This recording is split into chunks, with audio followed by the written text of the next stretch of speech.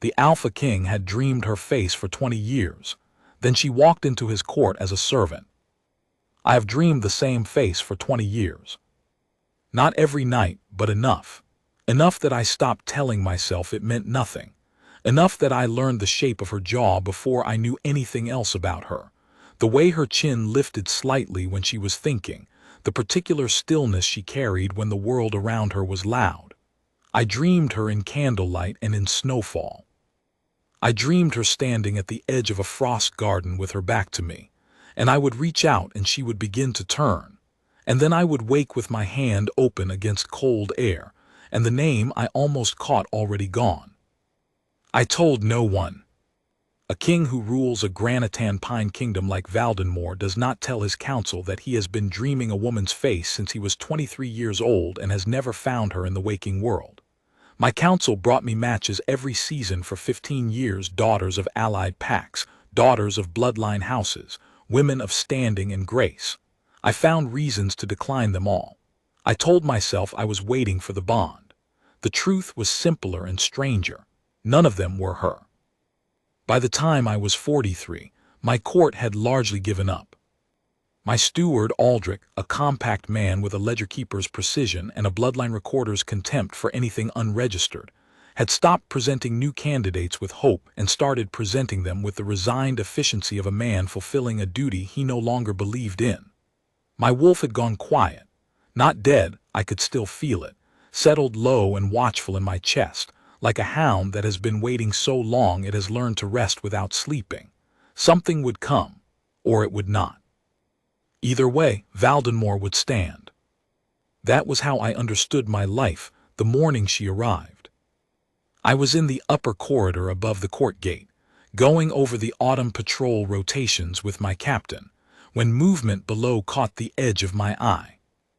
A woman had come through the gate on foot, a traveling pack small, just 3 healers seeking a season's contract with the court's medical hall. Standard. Aldrich was already moving to meet them with his intake ledger, already asking the preliminary questions I could not hear from this height. I glanced down out of habit. My captain was still talking. I stopped hearing him. She was standing slightly apart from the other 2 healers, her attention on the granite archway above the gate, not with the wariness of someone who had never seen a great hall before, but with the quiet curiosity of someone who had seen many things and was deciding what this one meant. She carried a healer's satchel over one shoulder. Her cloak was good wool but plain, the kind a woman buys for durability rather than appearance. Her hair was pulled back simply, and her face was the one I had been waking up reaching for since I was 23 years old. My captain said my name. I said, "Excuse me," and I walked away from him mid-sentence, which I had never done in 20 years of ruling, and I went down the corridor stairs without entirely understanding what my own legs were doing. By the time I reached the courtyard, Aldrich had already completed the intake. The 2 other healers were being led toward the medical hall. Marin, I did not yet know her name, was standing with her satchel adjusted on her shoulder, about to follow. I stopped 3 feet from her. She looked up at me with the polite composure of someone who does not yet know she is looking at the king, and then she registered my guard and my bearing and adjusted. A small, respectful acknowledgement, the kind a self-possessed traveler gives to a figure of authority without flattening herself. "My lord," she said, calm, unhurried. Up close the resemblance to the dream was so precise that I had to make a deliberate effort not to stare at her jaw. I said, "You are with the healer's company." "I am. 3-season contract if the hall requires it." "Where are you from?" A slight pause, not evasion, but the pause of a woman who has been asked this question in many places and has a practiced, accurate, and slightly abbreviated answer ready. "I have not been from anywhere in particular for some years. My mother's family held land east of the Marin River before the pack restructuring.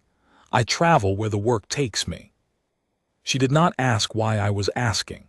She waited, patient and unbothered, in the way of someone with nothing to hide and no particular need to fill silence. I told her she was welcome in Valdenmoor's medical hall. She thanked me simply, gathered her satchel, and followed the others inside. I stood in the courtyard for longer than was reasonable. Aldrich appeared at my left elbow, ledger open. The healer's company. All three have clean compact records. Well, the other two do. The woman is unregistered. No pack name, no bloodline entry in any system I can cross-reference. She gave her name as Marin and her mother's surname as Sale, but there is no Sale entry in the Eastern River records post-restructuring. She is technically. He consulted his notation with the air of a man who finds pleasure in precise categories. A wandering nobody with no pack name. She is welcome in the medical hall, I said. Register her under her own name. Aldrich made a note with the expression of a man writing something into his ledger under protest. That night I did not dream. For the first time in 20 years I did not dream. I lay awake instead. I found reasons to be where she was. This is not something I would have said in those terms to anyone. To my captain, I said I was reviewing the medical hall's autumn supply contracts. To Aldrich, I said I was auditing the compact documentation process for traveling workers. To myself, I said I was simply fulfilling the ordinary oversight duties of a king who keeps close attention to the operations of his court. None of this was entirely false. But the true accounting was simpler. I had spent 20 years dreaming a face, and now that face was in my medical hall 3 corridors away, and I was not capable of behaving as though that were an ordinary fact. She did her work without drama. That was the first thing I noticed. The healer's hall had a particular disorder in autumn. The season brought pack border disputes, and with them a steady intake of injured wolves, and the existing staff tended toward a specific variety of organized chaos that involved a great deal of loud conferring and the occasional misplaced supply cart. Marin moved through all of it the way water finds a path through rocks, not forcefully, not hurriedly, simply efficiently. She knew what she was doing. The other healers noticed, in the way that competent people always quietly register other competent people. I watched her from the hall doorway on the second evening. She was working with a wolf from the Southern Border Patrol, a bad shoulder wound, the kind that tenses a wolf's whole body with each touch. She spoke quietly while she worked, not the nonsense soothing some healers use, but an actual low-voiced running account of what she was doing and why, as though she had decided the wolf deserved to know. The wolf's shoulders gradually unknotted. I had seen 3 healers try to treat that wolf earlier in the day. None of them had gotten that response. She glanced up and found me in the doorway. Not startled, she had probably registered me a moment before she looked up, the same way she registered everything. My lord, was there something the hall needed?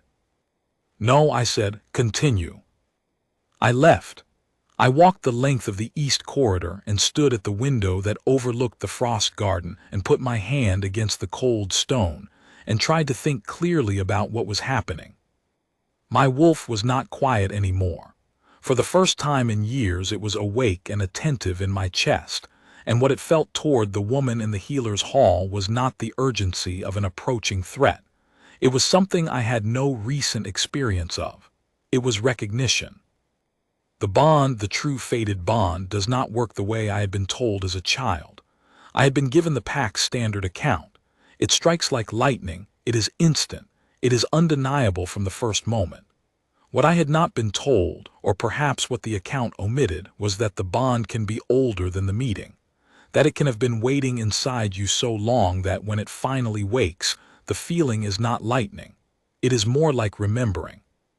Like turning to a page you have already read, in a book you carried for 20 years without knowing what was written in it. I went to the court vault the next morning. Valdenmoor's vault held the bloodline records of every pack in the Northern Territories going back 11 generations. It also held the older documents, the moon-seer compact books, the founding records, the agreements made before bloodline registration existed as a formal system. I had not opened the old compact books in years. There was no particular reason to. They were historical, largely ceremonial, the kind of record a court keeps because tradition requires it rather than because anyone expects them to yield living information. I pulled the earliest ones and began to read. I worked through most of the morning. Aldrich sent a page to inquire whether I required anything, which meant Aldrich was unsettled by my presence in the vault at an unusual hour, which I did not have the patience to address. I sent the page back with a polite declining message and kept reading. The journal I was looking for, if I was looking for something specific, which I had not yet admitted to myself, was not in the first tier of records, nor in the second. It was in the deepest shelf of the oldest section, wrapped in the oilcloth that the court had used for preservation 200 years ago, unremarkable in the way that the most important things often are. The cover gave no title. Inside the first page, in the cramped hand of a moon-seer who had not expected anyone to read this for generations, was a date 7 generations back and a compact record that stopped me cold. I read it 3 times. The moon-seer who wrote it was named Orvin, a court seer of Valdenmoor, serving the Alpha King 2 centuries before my grandfather's grandfather. He had documented the compact in the precise, unsentimental language of a man who dealt in bloodline records.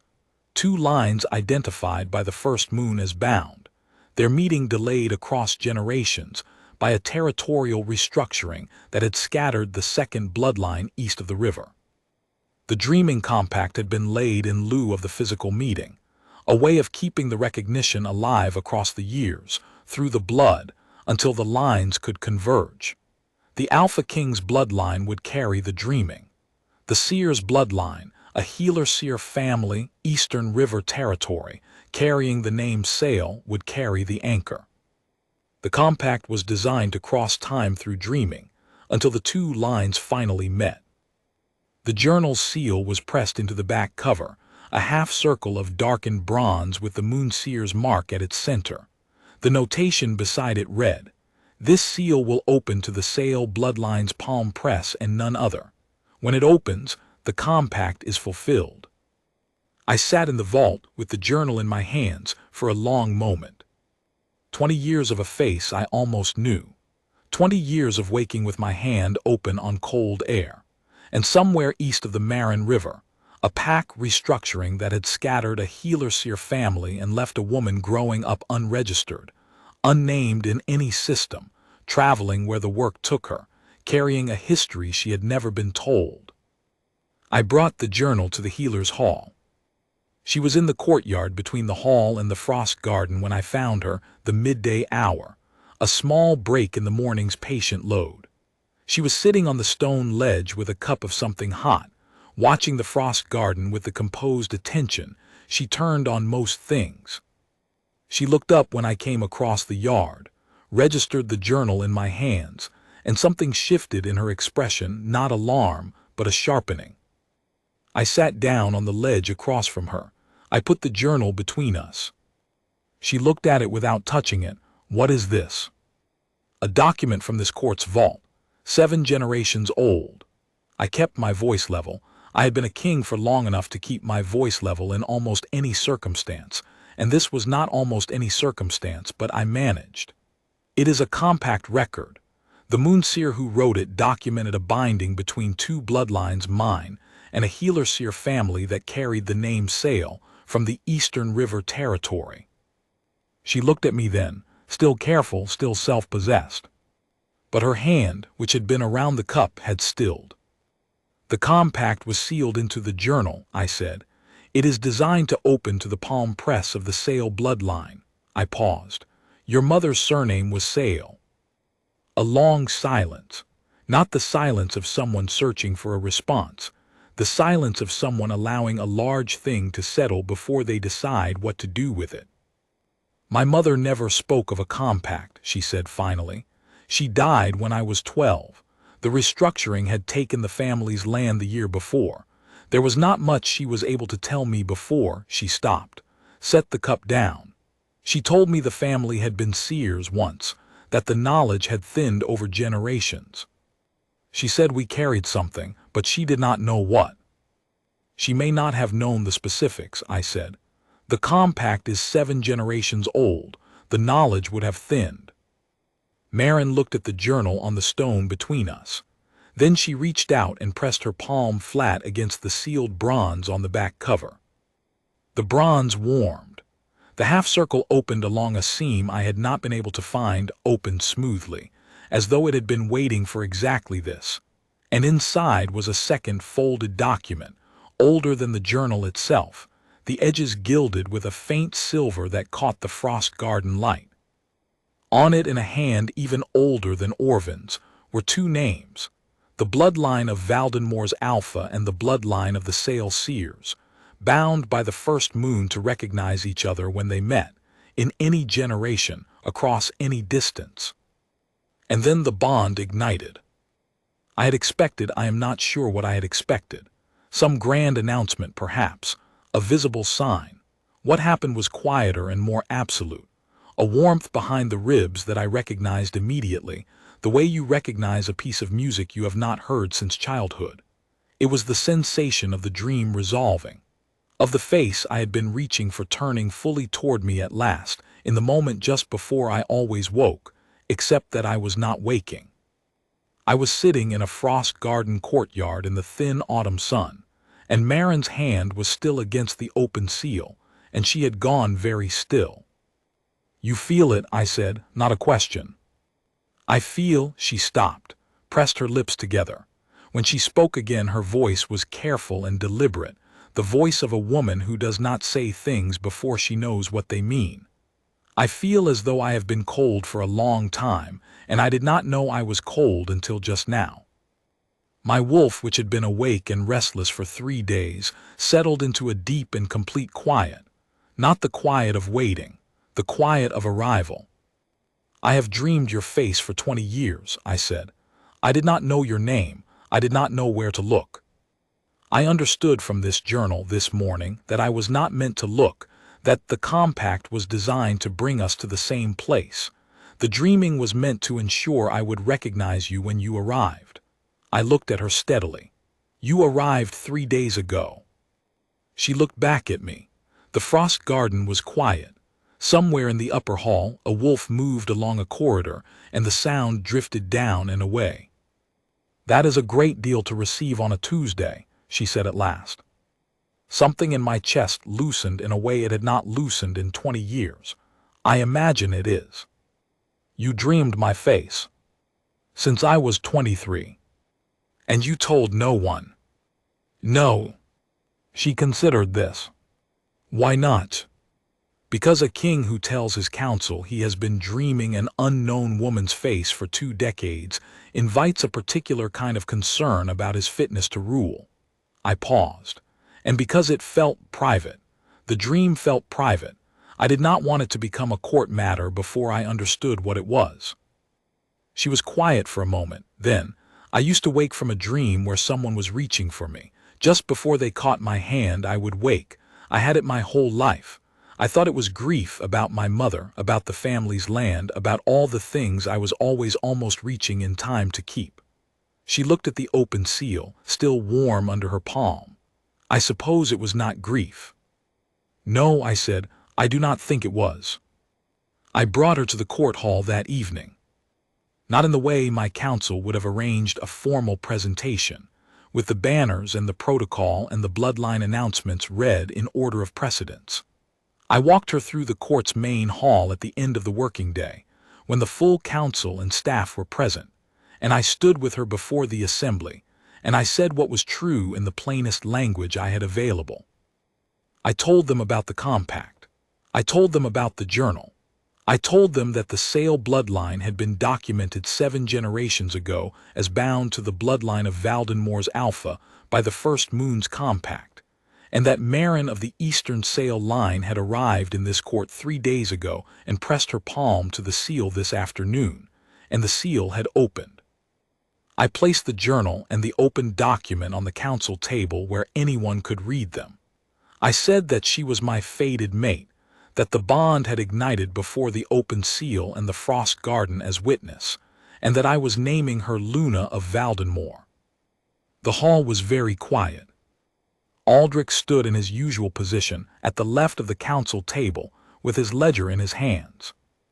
His face had gone through several distinct phases during my account: the skepticism of a man who deals in verifiable records, then the reluctant precision of the same man consulting his memory of the intake form he had filled in 3 days ago, then a longer and more complex expression as he looked at the open document on the table and apparently recognized the moon-seer's seal and understood what it was. He set his ledger down.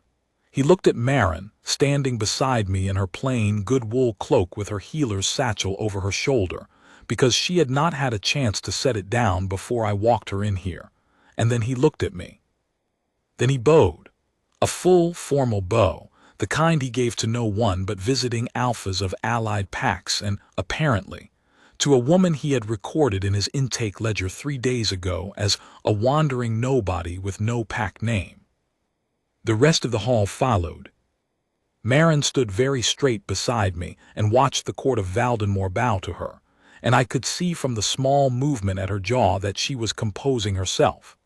The gesture I had seen 100 times in the dream, the way her chin lifted slightly when she was thinking. Up close and awake at last, exactly what it looked like. Afterward, when the hall had cleared and the council had gone to retrieve the relevant bloodline registration forms, and Aldrich had gone to begin the formal compact completion process, with the focused energy of a man who has found an extraordinary entry to make in his ledger, I walked with her to the frost garden. The evening had come down cold and clear. The pine forest beyond the hall's granite walls was still and dark. "I owe you an apology," I said. She looked at me. "For what?" "You came to this court to work for a season. You did not come to be inducted into a 7-generation compact." "No," she agreed, "I did not." She was quiet for a moment. The frost garden's few remaining autumn flowers were pale against the stone. "But I have been traveling for 12 years. Since my mother died, since the land was gone, I have moved from court to court and hall to hall, and I have been good at it, genuinely good at it. The traveling and the work and the not belonging anywhere. I told myself it was what I chose." She paused. "I do not think it was entirely what I chose. I think I was looking for something and not finding it, and I became very competent at being in motion instead." I said nothing. I let her have the thought. "The dream," she said. "The reaching. I am not someone who explains things easily in large terms. I am a healer. I think in small specific things, in what the body is doing and what it needs. But I have had that dream my whole life, and I would like to believe that arriving here on this particular Tuesday was not coincidence." She looked at me sideways. There was something almost dry in the edge of it, a humor she had been carrying quietly under all that composure. A moon-seer who lived 200 years ago seems to have had strong opinions about where I ought to end up. "He did," I said. "He was thorough. I appreciated it." She made a small sound that was, I was almost certain, a suppressed laugh. My wolf stirred, warm and content, for the first time in 20 years. We were formally bonded at the winter ceremony, 6 weeks later, with the full court of Valdenmoor and the moon-seer's compact laid open on the altar table, where the first moon's light touched it first. The Sale bloodline was entered in the court's records, reinstated, with the notation that the Eastern River restructuring had interrupted registration, and that the lapse was administrative rather than a reflection of standing. Aldrich made the entry himself, with the care he gave to any document he considered historically significant, which this one evidently was. At the ceremony, when I placed the Luna's bond mark on her wrist, and the warmth behind my ribs flared bright and settled, I looked at her face, the face I had been reaching for since I was 23, and I thought of Orvin, the moon-seer 200 years dead, who had written the compact in his cramped, careful hand, and sealed it in bronze, and trusted that eventually, across however many generations were required, the two bloodlines would find their way to the same courtyard on the same autumn afternoon. He had not known our names. He had not known how long it would take. He had simply recorded what the first moon had shown him and done the work of a careful seer, which is to document the truth precisely and trust it to survive.